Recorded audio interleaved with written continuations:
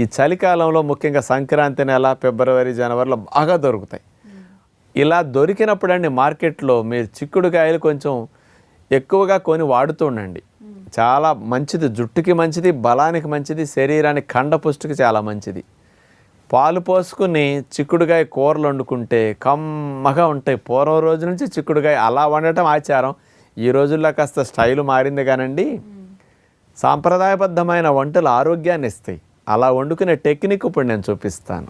కొబ్బరి పాలతో చిక్కుడుగా ఇగురు తయారు చేసుకోవడానికి కావలసిన పదార్థాలు: గింజ చిక్కుడు 250 గ్రాములు, కొబ్బరి పాలు 100 ml, కూరల పొడి 1 టేబుల్ స్పూన్, మినపప్పు 1 టీ స్పూన్, పచ్చిశనగపప్పు 1 టీ స్పూన్, జీలకర్ర 1 టీ స్పూన్, పచ్చిమిరపకాయ పేస్ట్ ఇక్కడ తీసుకున్నాం, తగినంత పసుపు కొద్ది.